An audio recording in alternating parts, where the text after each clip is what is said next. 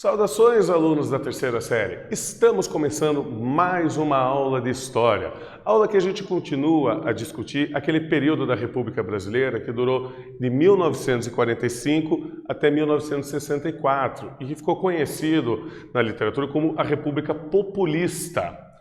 Qual é o objetivo da nossa aula de hoje? O objetivo da nossa aula de hoje é compreender o fim da era JK e a eleição de 1960, que levou Jânio Quadros à presidência. Só que ele vai passar por um processo em que ele renuncia a essa presidência.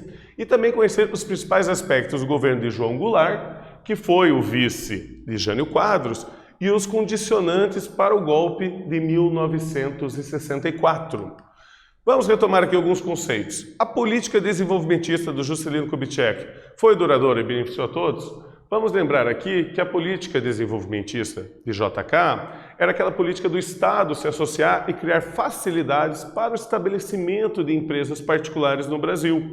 Através do seu plano de metas, assim ele procurava desenvolver a industrialização do Brasil e os empregos para os trabalhadores.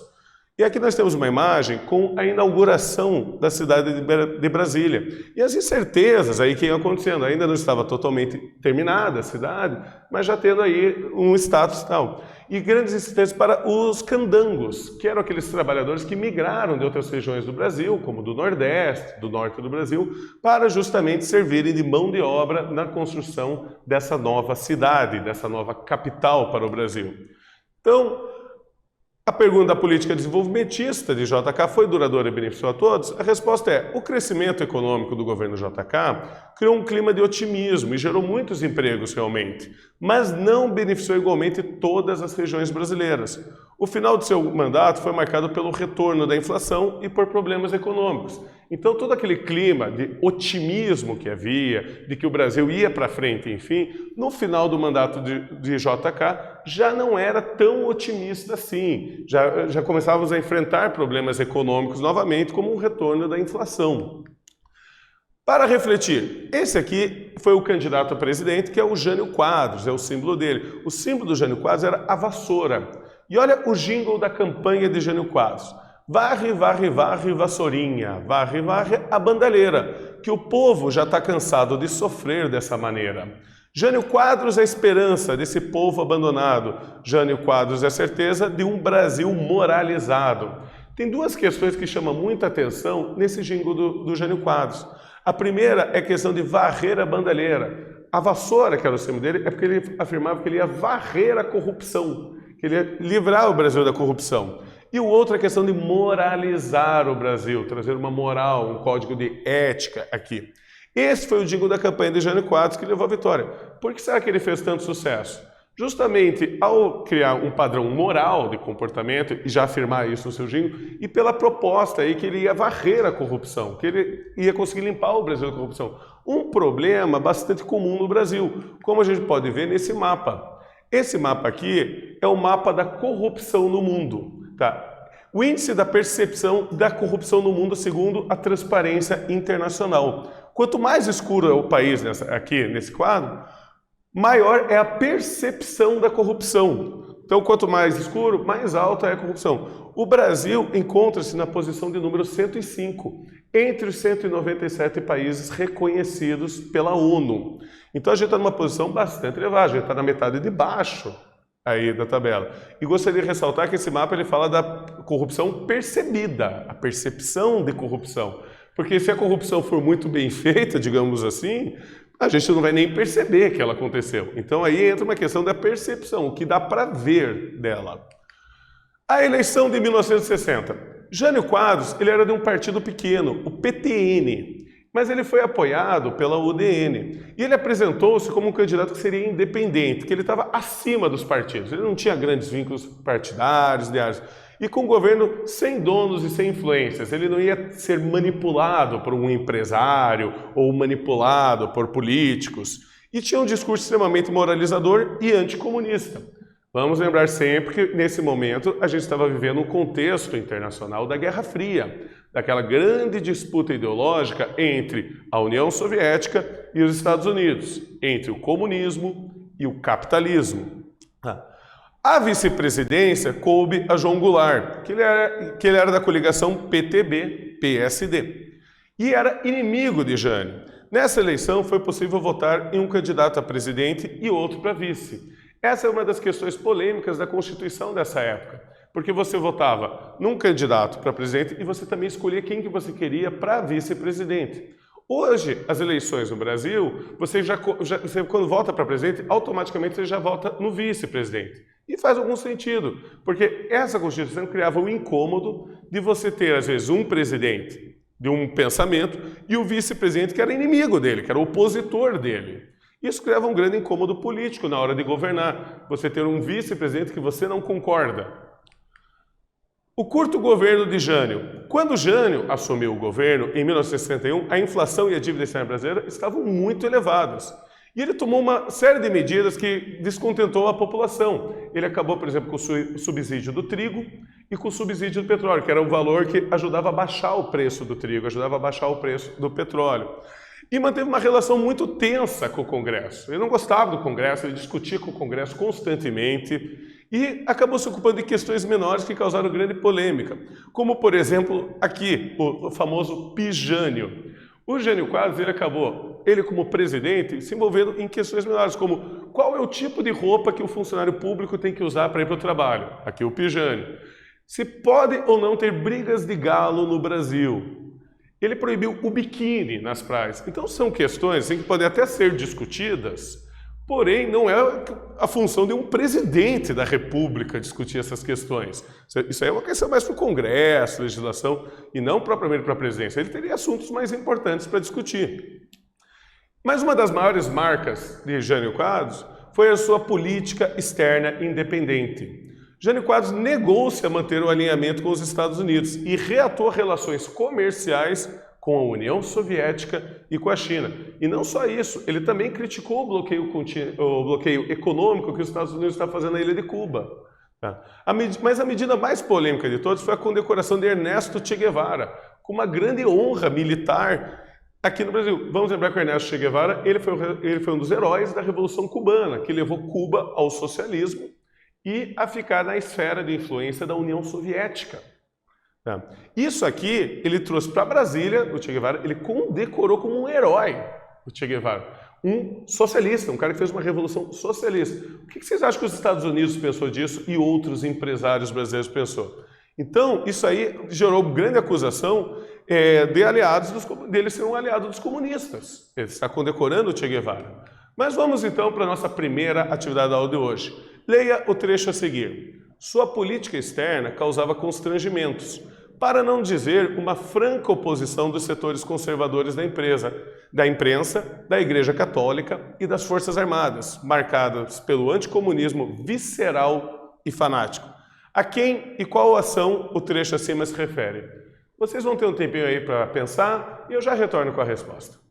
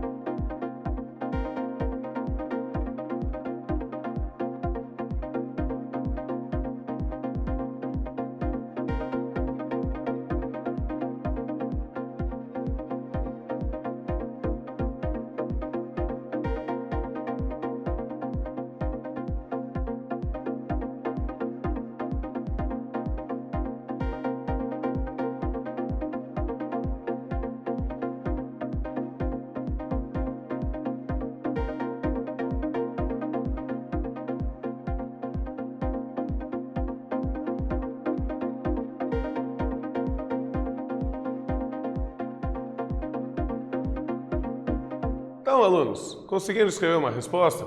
Vamos lembrar que é um exercício discursivo, então o seu texto não precisa estar exatamente igual ao meu, mas algumas características sempre têm que estar presentes para que a gente possa considerar a atividade correta.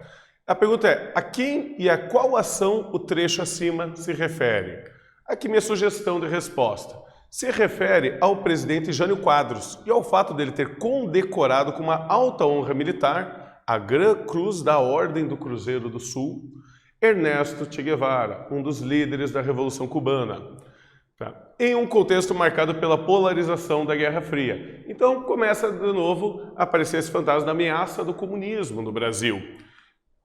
O que acontece? Com muita dificuldade para governar, baixa popularidade, vamos lembrar que a gente estava com um grande processo inflacionário no Brasil, tá? Ele tinha muitos conflitos aí com o Congresso, e a oposição de Jânio vai se fortalecendo. E ele, de uma maneira inusitada e que ninguém assim entendeu ainda, renunciou no dia 25 de agosto de 1961. Ele simplesmente renunciou. Então não sou mais presidente. Assinou a carta de renúncia. Só que aí vem a questão. O João Goulart estava em missão diplomática onde? Na China. Olha só o país em que ele estava. E vamos lembrar que o João Goulart, ele anteriormente, no governo de Getúlio Vargas, foi ele que tinha sugerido dobrar o salário mínimo no Brasil, o que gerou muita polêmica e críticas ao governo eleito de Getúlio Vargas. Então o João Goulart já era uma figura meio polêmica e meio aí, muito associada aos trabalhadores, ao sindicalismo e talvez até ao socialismo. A UDN, ministros militares alinhados aos Estados Unidos e grandes empresários contrários a Jango, tentaram impedir sua posse. Eles não queriam que ele tomasse posse por causa dessa ameaça. Lembra, ele estava até na China, conversando com um país socialista. Já líderes de movimentos sociais, alguns governadores, alguns políticos e uma certa ala dos militares defendiam a legalidade, a posse de João Goulart. Então você vai ter toda essa crise acontecendo nesse momento de disputa entre os que eram a favor e os que eram contra. Aí eles vão tentar achar uma solução, um meio termo. E esse meio termo foi o parlamentarismo. Diante da situação tensa, Jango tomou posse com poderes amputados. Foi instituído o parlamentarismo, sistema em que o chefe de governo é o primeiro-ministro e não o presidente. Então, mas isso aí ainda teria que passar por um plebiscito. Então o Jango ele assume como presidente, mas ele não tem os poderes de chefe de governo, só os poderes de chefe de Estado. E o Jango começa a articular a volta do presidencialismo e conseguiu adiantar o plebiscito, uma consulta popular, para o começo de 1963. Então, essa vai ser a condição do João Goulart assumir. Ele assume como presidente, mas quem manda de verdade é o primeiro-ministro, é o líder do Congresso. Isso acontece numa república parlamentarista. O chefe de Estado é um cargo bastante simbólico. Ele não é um cargo assim com tantos poderes efetivos de agir na política nacional. Mas vamos lá. Após a posse de João Goulart, o Brasil passou por uma experiência parlamentarista entre o ano de 1961 e 1963. Descreva qual a diferença entre o sistema presidencialista e o parlamentarismo. Vocês vão ter um tempinho aí para pensar e eu já retorno.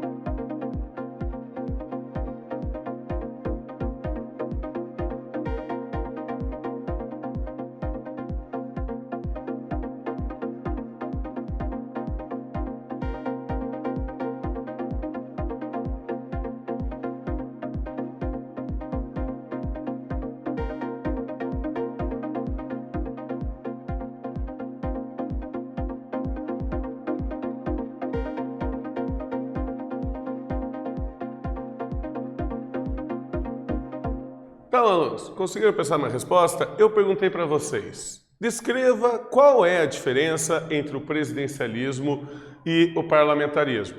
Pois bem, gente, minha sugestão aqui de resposta é, no presidencialismo, o presidente é eleito diretamente pelo povo e ele concentra o cargo de chefe de Estado e de chefe de governo. Enquanto já no parlamentarismo, o presidente é apenas o chefe de Estado. Tá? Enquanto o chefe de governo é o primeiro-ministro, que ele é eleito pelo parlamento. Então você tem essa diferença. Quem vai governar de fato é o primeiro-ministro.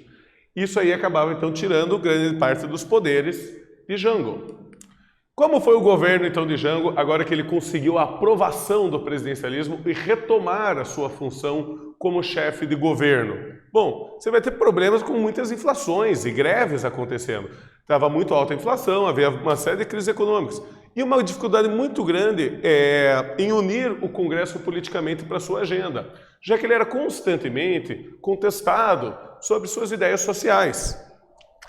Diante disso aí, ele vai tentar apresentar um grande projeto, o projeto de reformas de base, que ele previa o quê? Fazer reformas amplas no Brasil que deveriam alterar, então, a nossa maneira de tratar a economia, principalmente. Seria uma reforma agrária, uma reforma administrativa, uma reforma no sistema bancário do Brasil, uma reforma no sistema de impostos do Brasil, uma reforma eleitoral no Brasil e uma reforma educacional. Muita reforma para pouco tempo.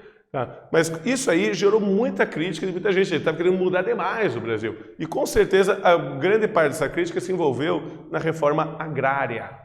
E essa é uma questão muito delicada para o Brasil até hoje.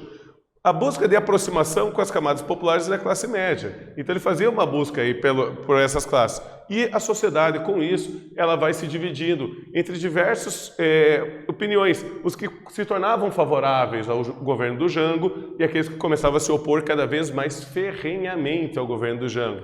E quem eram eles? Bom, eram contrários a reformas de base. Grandes empresários, parte do alto clero e dos oficiais das Forças Armadas, grandes jornais e organizações mantidas com o capital dos Estados Unidos, as chamadas multinacionais. E quem que era favorável à reforma de base?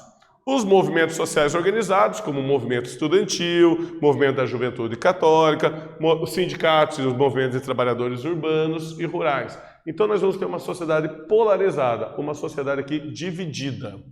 E isso vai acabar gerando várias manifestações. Aqui no lado esquerdo, nós temos a Marcha da Família com Deus pela Liberdade, em São Paulo, no dia 19 de março de 1964, que era uma marcha justamente de oposição ao projeto de reforma de base do João Goulart. Enquanto aqui no outro lado nós temos o comício da Central do Brasil, o qual foi presidido pelo próprio Jango, que ele foi lá e inclusive assinou um decreto autorizando a liberação de alguns hectares de terra para a reforma agrária. Coisa que esse pessoal aqui da esquerda, da Marcha da Família, era radicalmente contra.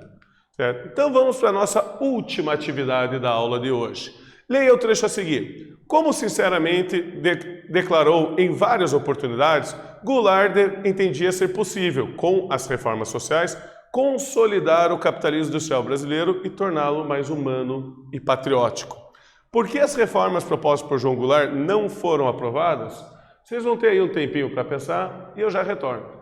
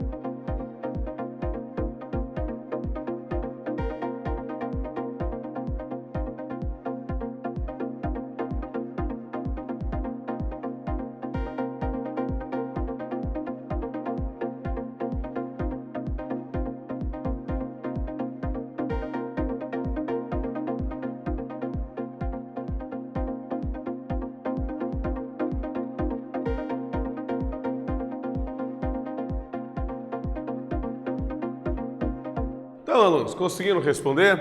Eu perguntei para vocês, por que as reformas propostas por João Goulart não foram aprovadas? Pois bem, minha sugestão de resposta é essa aqui, gente.